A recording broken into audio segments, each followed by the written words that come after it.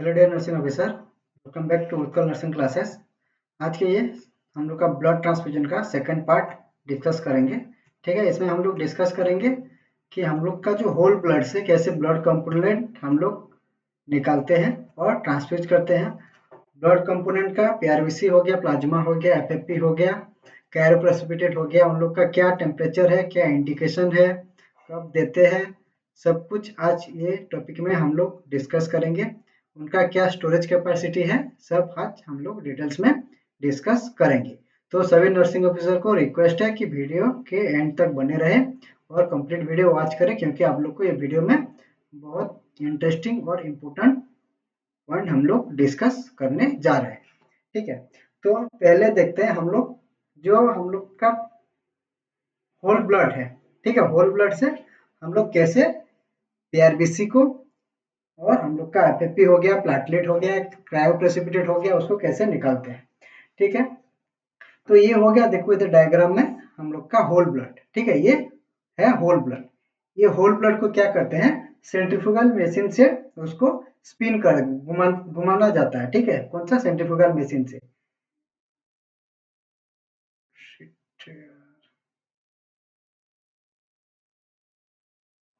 ठीक है, फिर क्या होता है, उसको सेपरेशन किया जाता है सेंट्रीफ्यूगल मशीन से, उसको स्पिन करके हम लोग का जो ब्लड है, जो कि हम लोग का ये जो रेड कलर दिख रहा है, ये आरबीसी है।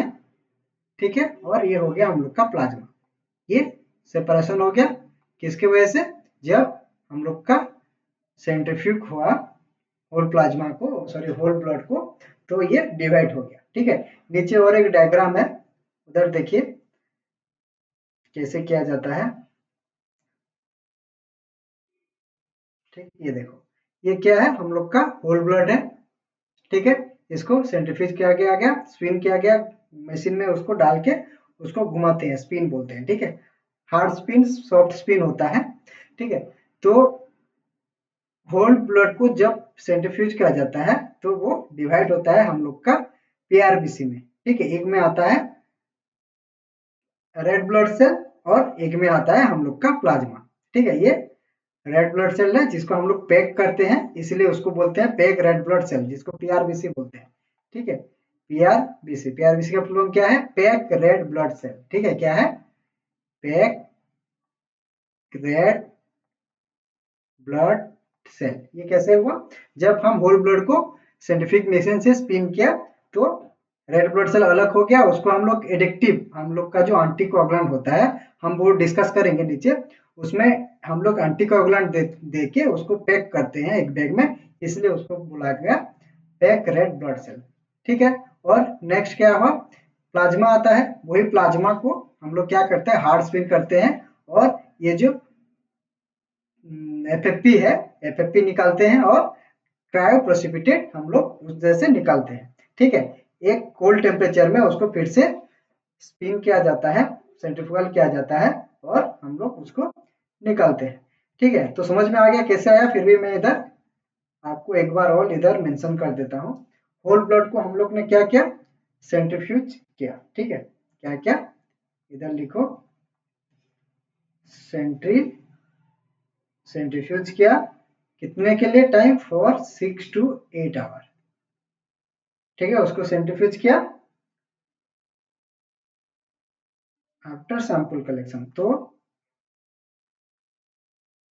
जब भी सैंपल कलेक्शन किया गया है, उसके 6 to 8 अंदर के हम लोग सेंट्रीफ्यूगल मशीन में उसको डाल के स्पिन किया। ठीक है, स्पिन करने के बाद क्या हुआ, हम लोग का दो प्रोडक्ट आया, एक red blood cell, red blood cell, जिसको हम लोग आरबीसी बोला, इसको हम लोग पैक करके क्या बोला, पीआरबीसी बोला, और इसमें हम लोग जो हम लोग का एंटीकोगुलेंट है, क्या, सीपीडीए, ये हम लोग डिस्कस करेंगे, और एडिक्टिव। ठीक है, एडिक्टिव में क्या आता है, हम लोग का ES1, ES3 और ES5, ये तीन एडिक्टिव है, उसमें डाल के हम लोग ब्लड को जैसे प्रिवेंट नहीं, क्लॉट प्रिवेंट करने के लिए हम लोग देते हैं ये एंटीकोगुलेंट सब, और उसका स्टोरेज के लिए हम भी ये एंटीकोगुलेंट पुट करते हैं। ठीक है, ये रेड ब्लड सेल आ गया आरबीसी, इसको हम लोग क्या बोला, पैक करके पीआरबीसी बोला। समझ में आ गया। नेक्स्ट इधर से क्या आएगा, इधर से रेड ब्लड सेल चला गया, इधर से प्लाटिलेट रिच प्लाज्मा आएगा। क्या आएगा इधर से, प्लाटिलेट रिच प्लाज्मा। ठीक है, इसमें क्या है, आरबीसी इधर से अलग हो गया, तो नेक्स्ट क्या हो गया हम लोग का, प्लाटिलेट रहा जो कि प्लाज्मा में मिक्स होके आ गया। फिर ये जो प्लाटिलेट रिच प्लाज्मा है, ठीक है, इसको फिर से क्या करते हैं हम लोग, एक सेंट्रीफ्यूज करते हैं। ठीक है, क्या करते हैं, अभी हम लोग ने देखा हार्ड स्पिन करते हैं और सेंट्रीफ्यूज करते हैं। तो जब भी प्लेटलेट रिच प्लाज्मा को फिर से हार्ड स्पिन और सेंट्रीफ्यूज मशीन में डाल के इसको घुमाया जाता है, उसके क्या निकलता है, एक कॉन्सेंट्रेटेड प्लेटलेट आएगा। ठीक है, इधर से देखो, एक क्या आएगा, कॉन्सेंट्रेटेड प्लेटलेट। तो ये अलग हो गया, इसमें क्या आया, एक सिर्फ प्लेटलेट रिच आ गया, कॉन्सेंट्रेटेड प्लेटलेट आ गया, और इसमें एक पुअर रिच प्लेटलेट आएगा, और एक में पुअर रिच, सॉरी प्लेटलेट नहीं, पुअर रिच प्लाटिलेट, एक minute, poor rich प्लाटिलेट plasma.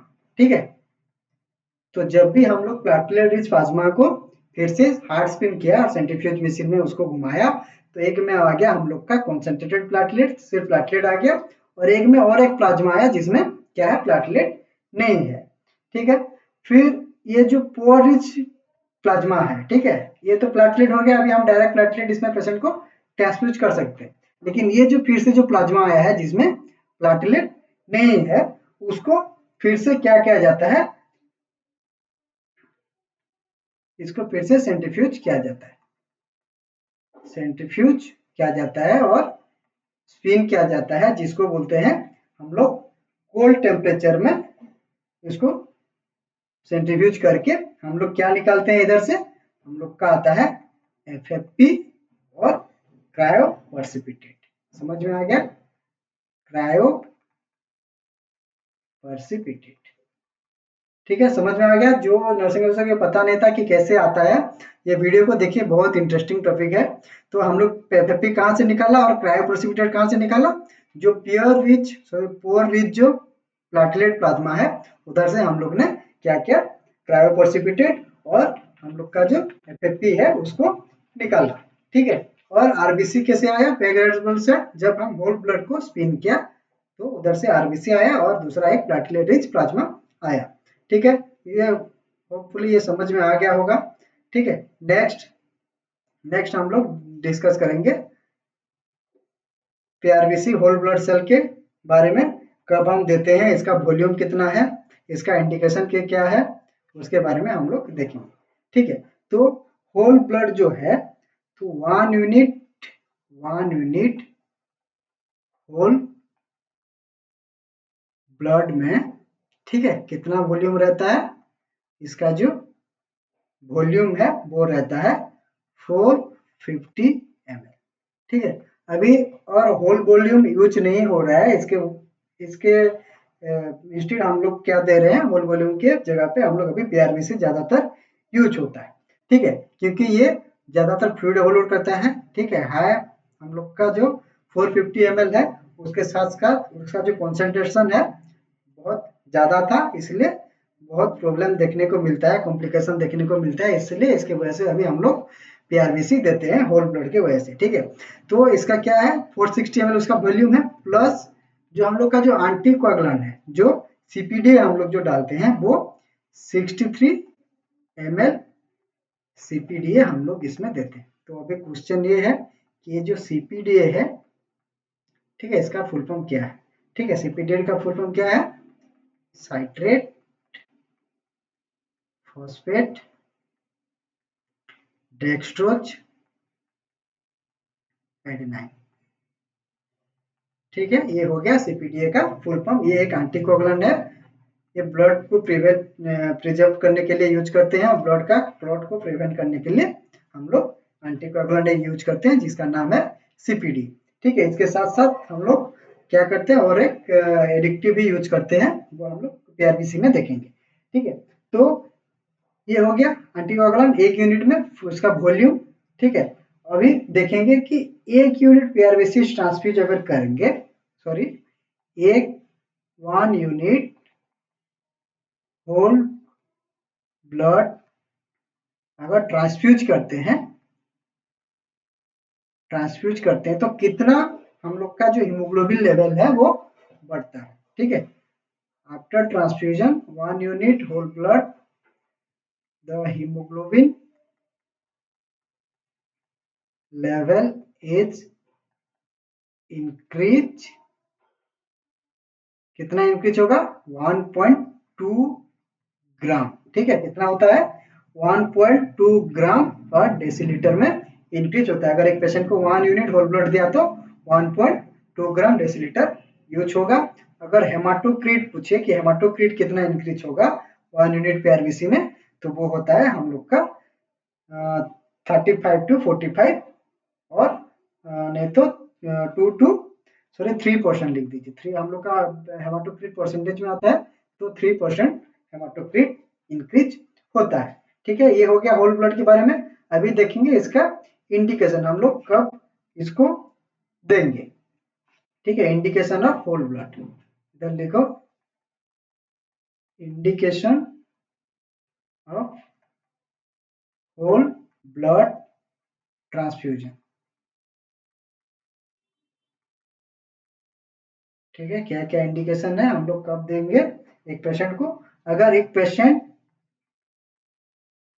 Trauma है, ट्रॉमा की वजह से क्या हो रहा है, बॉडी से हम लोग का ब्लड मतलब निकल जा रहा है, हाइपोवोलेमिक शॉक जिसको बोलते हैं। अगर बॉडी से ब्लड इंजरी की वजह से एस्केड हो रहा है तो उसी कंडीशन में हम लोग देंगे, तो उसको बोलते हैं हाइपोवोलेमिक शॉक। ठीक है, हाइपोवोलेमिक शॉक में हम लोग क्या करेंगे, होल ब्लड ट्रांसफ्यूज करते हैं। ठीक है, और कहाँ कहाँ पे, अगर सीवियर एनीमिया है तब भी हम लोग क्या करेंगे, होल ब्लड ट्रांसफ्यूज करते हैं।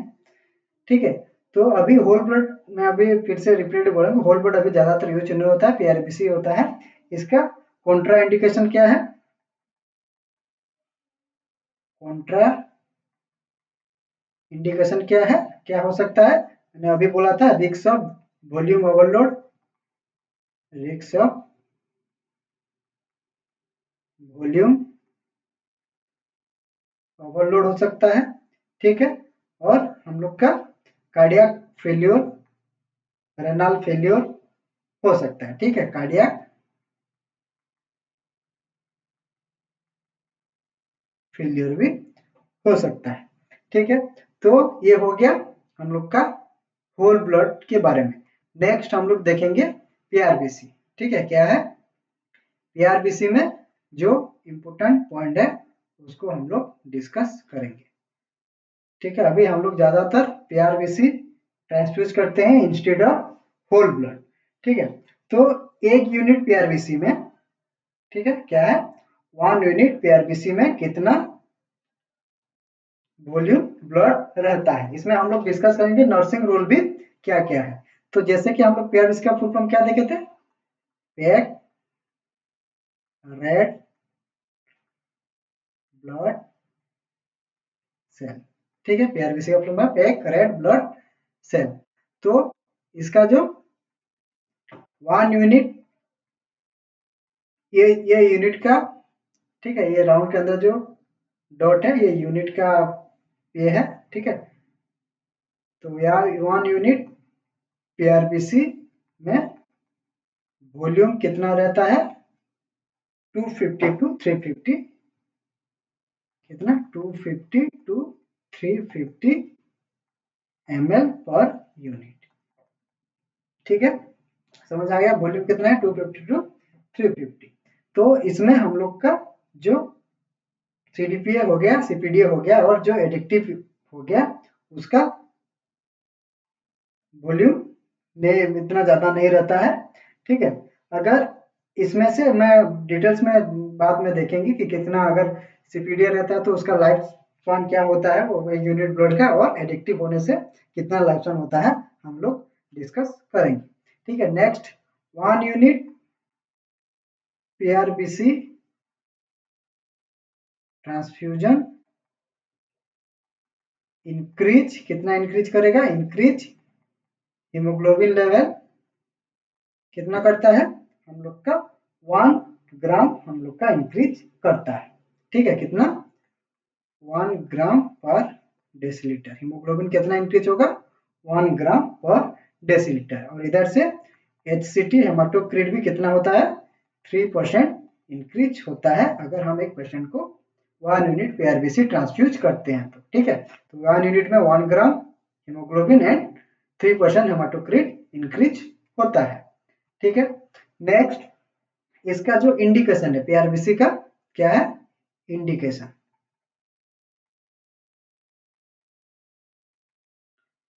ठीक है, हम कब कब पीआरबीसी को ट्रांसफ्यूज करते हैं।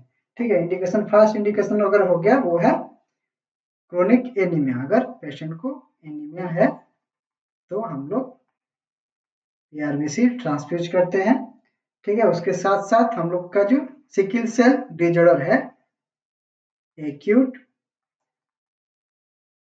सिकिल सेल क्राइसिस हो गया या डिजॉर्डर हो गया तब हम देंगे।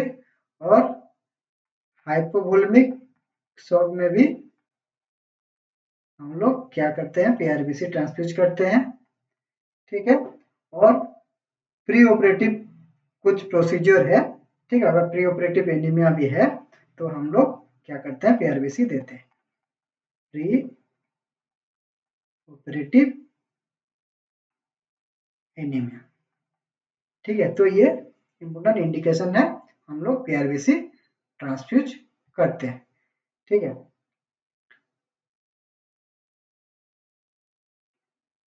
तो मैंने और एक बार एक शॉर्ट वीडियो में आप लोग को बोला था कि जब भी पीआरबीसी ट्रांसफ्यूज करते हैं, ठीक है, तो कौन सा फ्लूइड कंफर्टेबल है, मैं ऑलरेडी बोला है क्योंकि हम लोग सिर्फ नॉर्मल सलाइन दे सकते हैं। ठीक है, मैं वीडियो के लास्ट में ये आपको मेंशन कर दूंगा।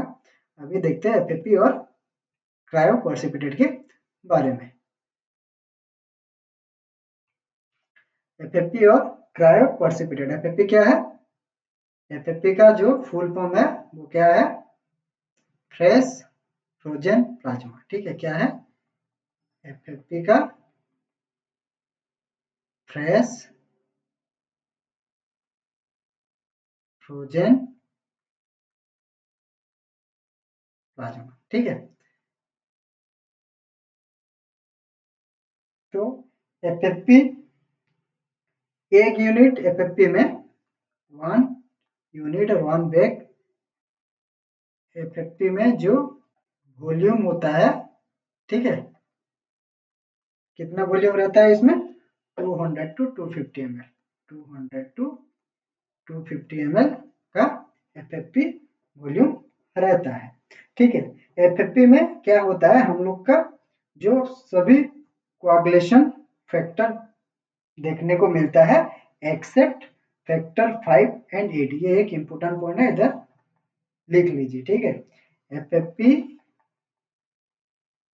हैज ऑल coagulation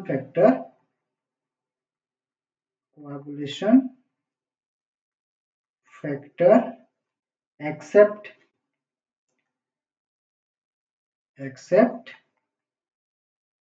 factor 5 और फैक्टर 8। ठीक है, फैक्टर 5 और फैक्टर 8 को छोड़ने के बाद जितना भी कोआगुलेशन फैक्टर है इसमें एफएफपी में आप लोग को देखने को मिलता है।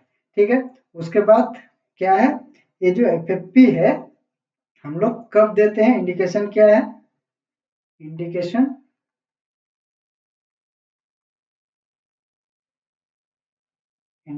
इसमें है जब एक पेशेंट का पीटी एपीटीटी डीरेंज होता है। ठीक है, क्या है हम लोग का पीटी एपीटीटी का डीरेंज हो रहा है और कोई पेशेंट वारफारिन ले रहा है और इमरजेंट ट्रीटमेंट के लिए अगर पेशेंट वारफारिन थेरेपी ले रहा है और अगर पीटी एपीटीटी हाई हो गया है तो उसको ट्रीटमेंट के लिए हाईली ब्लीडिंग होने का चांस रहता है, उसको प्रिवेंट करने के लिए हम लोग एफएफपी देते हैं। ठीक है, तो क्या है इमरजेंट ट्रीटमेंट ऑफ वारफेरिन,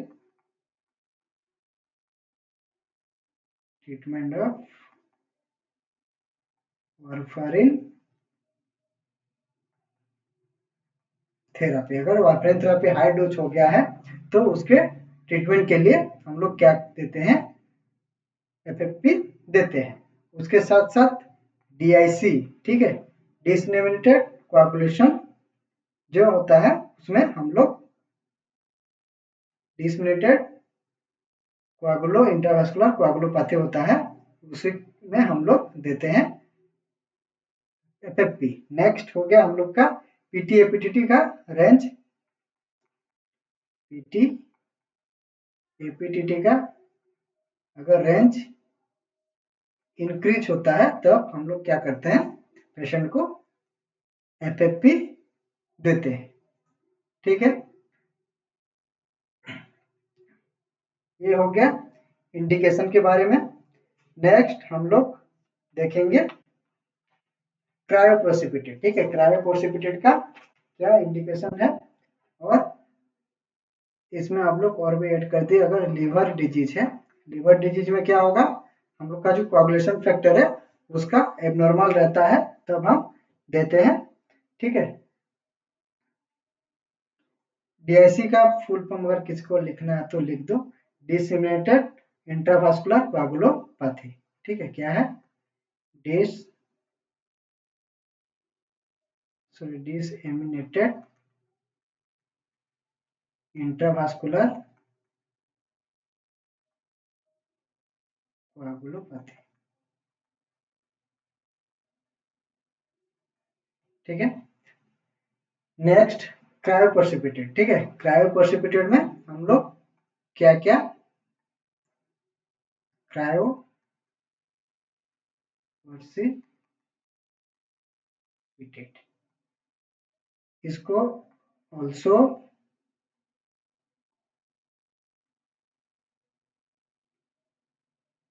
एक मिनट, ऑल्सो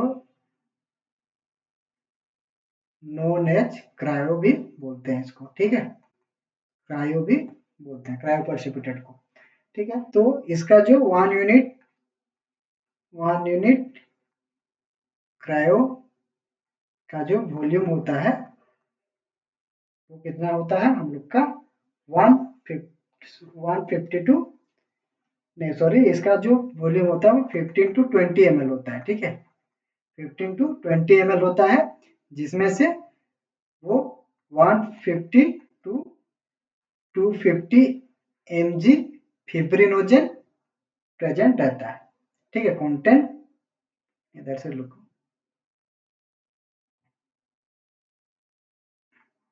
ये जो 15 to 20 ml का क्रायोप्रेसिपिटेट है इसमें क्या रहता है, content 150 to 250 mg fibrinogen present रहता है 1 यूनिट क्रायोप्रेसिपिटेट में। ठीक है, समझ में आ गया, इसका वॉल्यूम कितना होता है 15 to 20 ml पर यूनिट में रहता है। ठीक है, इसका जो इंडिकेशन है वो क्या है, तो क्रायोप्रेसिपिटेट फिब्रिनोजन रिच हो गया। इसमें क्या देखने को मिलता है, फिब्रिनोजन देखने को मिलता है। फिब्रिनोजन एक क्लॉटिंग फैक्टर है। ठीक है, और इसका जो इंडिकेशन है,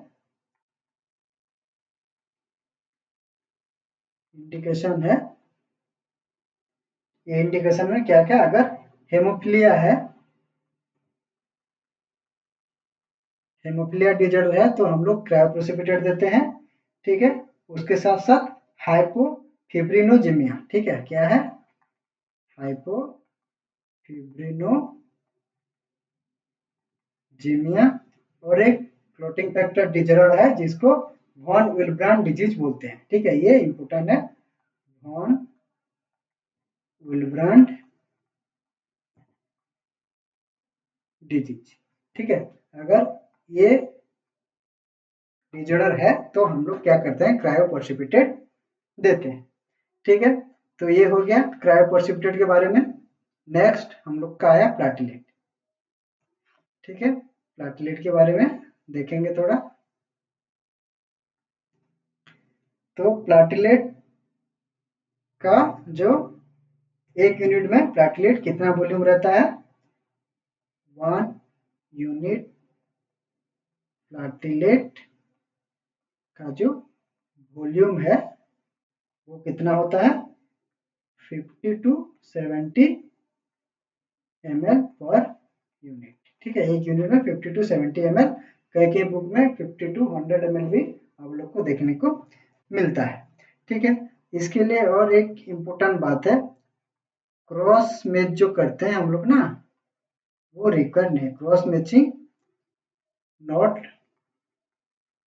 रिक्वायर्ड। ठीक है, क्रॉस मैच जो करते हैं ब्लड ट्रांसफ्यूजन के टाइम में, तो प्लेटलेट के लिए क्रॉस मैच का रिक्वायरमेंट नहीं रहता है।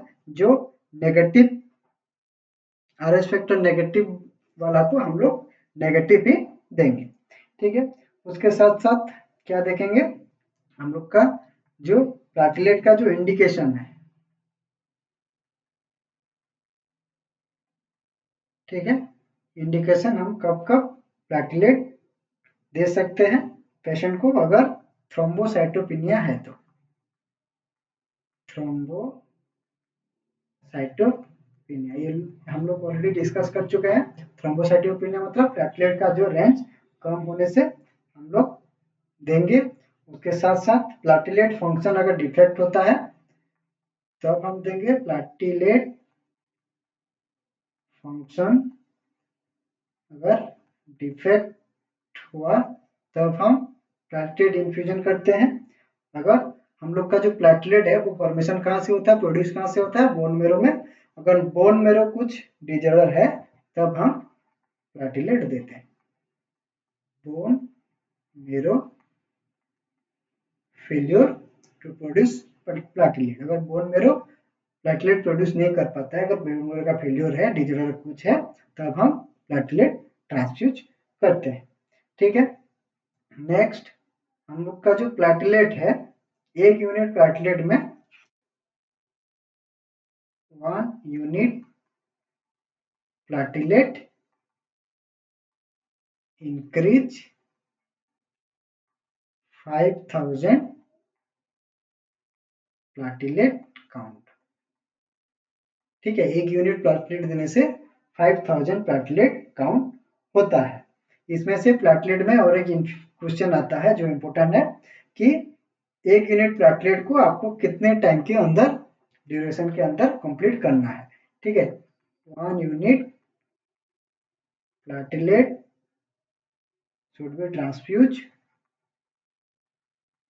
should be transfused over 15 to 30 minute. 15 to 30 minute के अंदर हम लोग को प्लेटलेट ट्रांसफ्यूज करना है, और पीआरबीसी को 3 to 4 आवर में हम लोग ट्रांसफ्यूज करना चाहिए। ठीक है, एक पॉइंट उधर से मेंशन कर लो, पीआरबीसी में जो पीआरबीसी और होल ब्लड है उसका जो ट्रांसफ्यूजन टाइम है, ठीक है, इधर इधर ऐड कर लो, ट्रांसफ्यूजन ड्यूरेशन, इसका ट्रांसफ्यूजन जो ड्यूरेशन है वो है 3 to 4 आवर्स में हम लोग को देना है पीआरबीसी और होल ब्लड। ठीक है, प्लेटलेट के लिए 15 to 30 मिनट एक यूनिट को। अभी देखो इधर मैंने एक डायग्राम पुट किया है इसका स्टोरेज और सेल्फ लाइफ के बारे में, इधर मैंने एक डायग्राम पुट किया है, तो ये हम अभी डिस्कस करेंगे। तो पहला कंपोनेंट है, ठीक है, फिर storage temperature, then shelf life. ठीक है, तो फास्ट पीआरबीसी विथ सीपीडीए। ठीक है, सीपीडीए का फुल फॉर्म मैंने ऑलरेडी बोला था।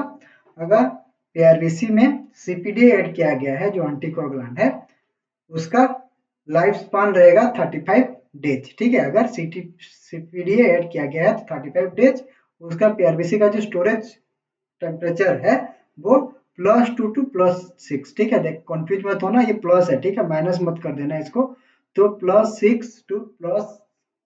to +6 डिग्री सेल्सियस में हम उसको स्टोरेज करके रखते हैं, ठीक है। नेक्स्ट हम लोग का हो गया पीआरबीसी विथ एडिक्टिव, ठीक है। एडिक्टिव मतलब हम लोग का जो AS1 हो गया, AS3 हो गया, ठीक है, ये CPDA से बेटर एंटीकोगुलेंट है। इसका same storage capacity +2 to +6 degree Celsius है। इसका एडिक्टिव यूज हुआ तो उसका ड्यूरेशन लाइफ सेल रहेगा 42 डेज, ठीक है। नेक्स्ट हो गया हम लोग का FFP, ठीक है। FFP में क्या है, हम लोग का फ्रेश फ्रोजन प्लाज्मा। इसका जो स्टोरेज टेम्परेचर रहता है वो रहता है -30 डिग्री सेल्सियस। इसको देखिए, ठीक है, -30 डिग्री सेल्सियस। फ्रोजन है ना, इसलिए इसका टेम्परेचर बहुत कम में रहता है, -30 डिग्री में रहता है। इसका जो सेल्फ लाइफ है वो कितना है, वो है 1 ईयर। 1 ईयर तक आप लोग इसको स्टोर करके रख सकते हैं। नेक्स्ट हो गया हम लोग का क्रायोपर्सिपिटेट, ठीक है। तो क्रायोपर्सिपिटेट का जो स्टोरेज टेम्परेचर है वो होता है सेम FFP का भी -30 डिग्री सेल्सियस। इसका भी स्टोरेज सेल्फ लाइफ है 1 ईयर, ठीक है। नेक्स्ट हो गया हम लोग का प्लेटलेट, ठीक है। प्लेटलेट का जो स्टोरेज टेम्परेचर है वो है +22 to 24 डिग्री सेल्सियस, ठीक है। जब भी प्लेटलेट पेशेंट को इन फ्यूचर देखा है वो चिल्ड नहीं रहता है, ठंडा नहीं रहता है, उसको हम लोग आईसीयू के रूम टेम्परेचर में भी रख सकते हैं, क्योंकि आईसीयू और ओटी का रूम टेम्परेचर ये 22 to 24 डिग्री सेल्सियस में रहता है, ठीक है। और इसका जो सेल्फ लाइफ है प्लेटलेट का वो है 5 डेज, ठीक है। तो ये हो गया हम लोग का कंप्लीट स्टोरेज और सेल्फ लाइफ के बारे में मैंने आप सब कुछ डिस्कस किया है, ठीक है। नेक्स्ट क्लास में हम लोग सिर्फ क्वेश्चन डिस्कशन करेंगे, ठीक है। तो जो भी नर्सिंग ऑफिसर हम लोग का चैनल पे नया है तो कृपया चैनल को सब्सक्राइब करें और अपना दोस्तों के लोग के साथ शेयर करें। Thank you.